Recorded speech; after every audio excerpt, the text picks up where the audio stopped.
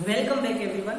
अब देखो, पहले क्या था, हमने एक एग्जांपल लेकर प्रूव किया था जहां पर इनिशियल मोमेंटम जीरो आ रहा था, ठीक है ना।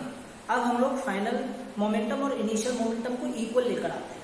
पहले हम लोग law of conservation of momentum लिखते हैं। क्या होता है law of conservation of momentum?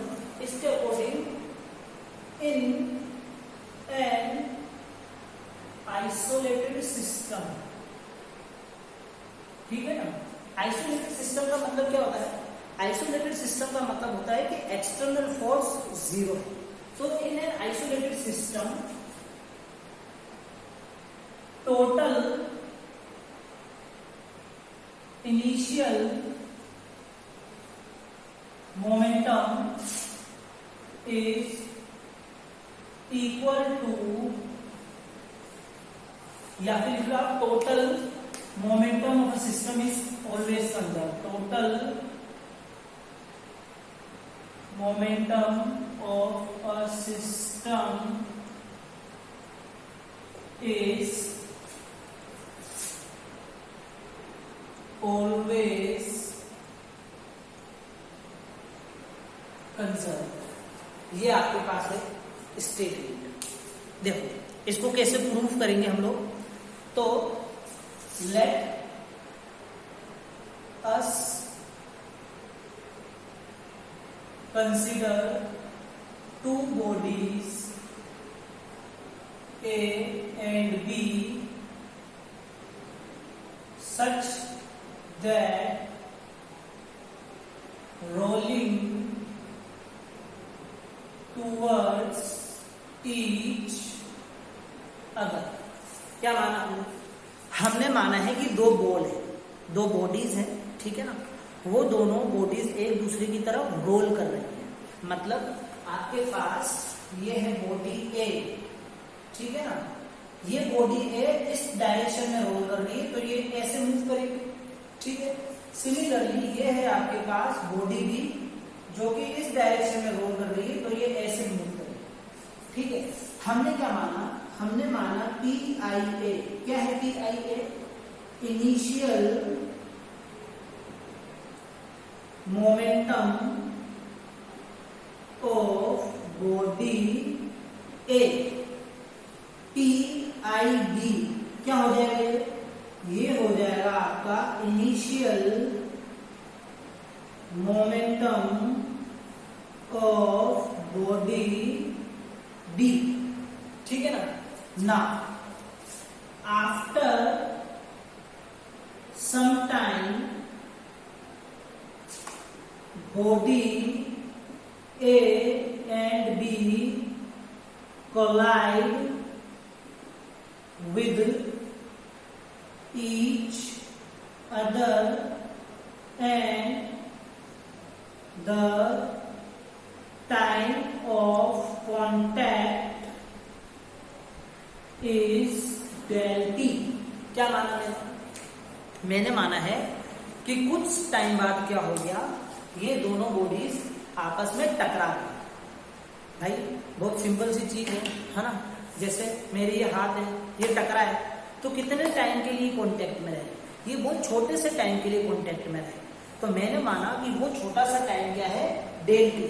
क्या माना मैंने ऐसा माना कि ये छोटा सा टाइम क्या है? डेल टी है, ठीक है।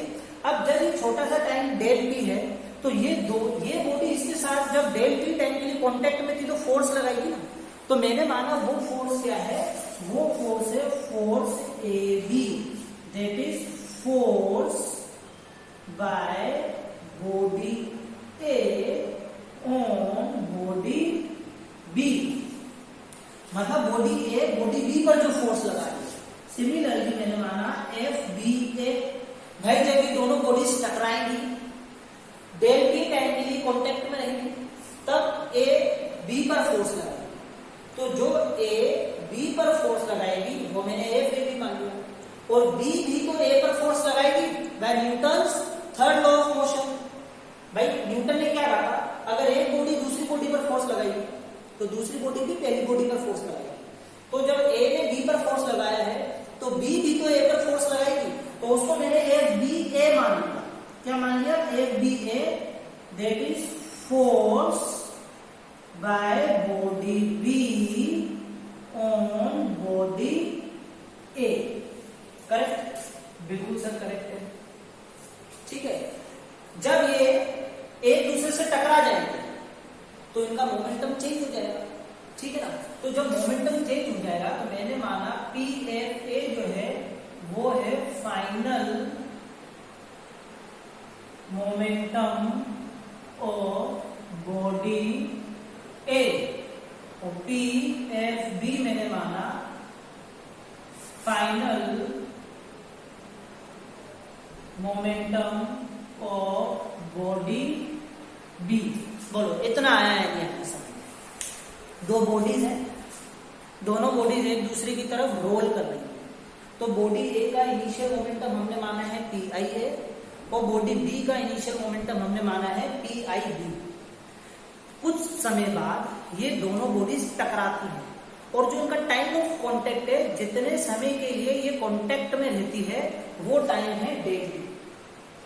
और जब ये कांटेक्ट में होंगी तब बॉडी ए बॉडी बी पर फोर्स लगाएगी और बॉडी बी बॉडी ए पर फोर्स लगाएगी। जब बॉडी ए बॉडी बी पर फोर्स लगाएगी तो वो फोर्स हमने एफ ए बी माना है, और जो फोर्स बॉडी बी बॉडी ए पर लगाएगी उसको हमने एफ बी ए माना है।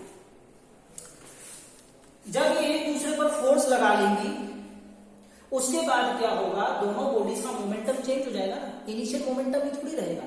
तो बॉडी ए का फिर वो हमने फाइनल मोमेंटम मान लिया है पी एफ ए, और बॉडी बी का भी फाइनल मोमेंटम मान लिया है पी एफ बी। अब क्या होगा, अब क्या होगा भाई, इनका चेंज इन मोमेंटम हुआ है, तो देखो चेंज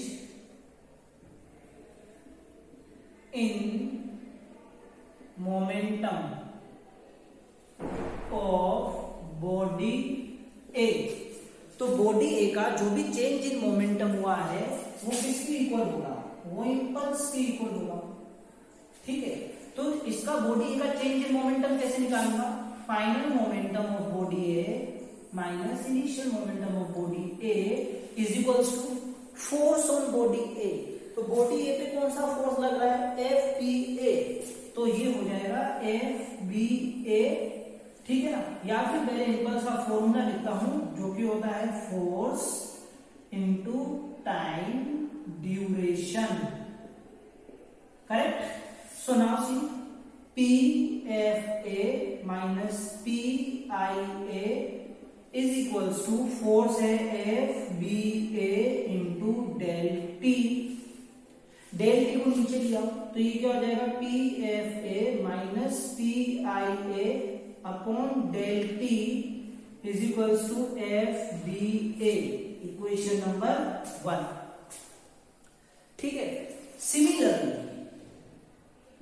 सिमिलरली अब हम लोग क्या निकाल रहे हैं, हम लोग निकाल रहे हैं चेंज इन मोमेंटम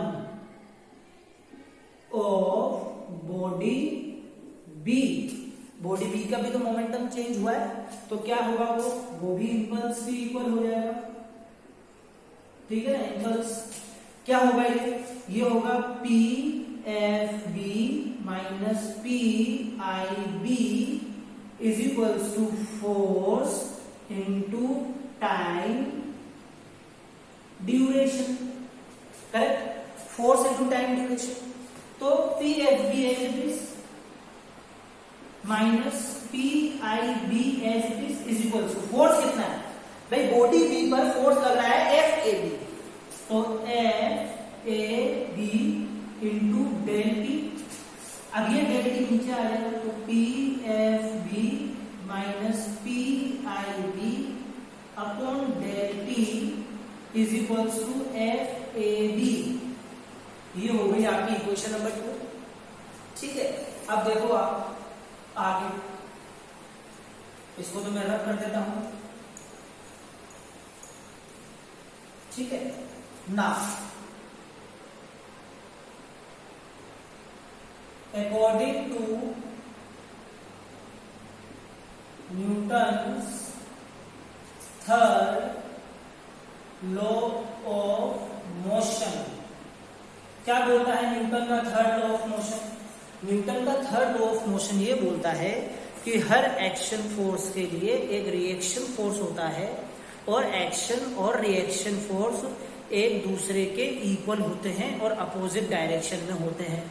यहाँ पर एक्शन फोर्स कौन सा था? वो था आपका एफ ए बी।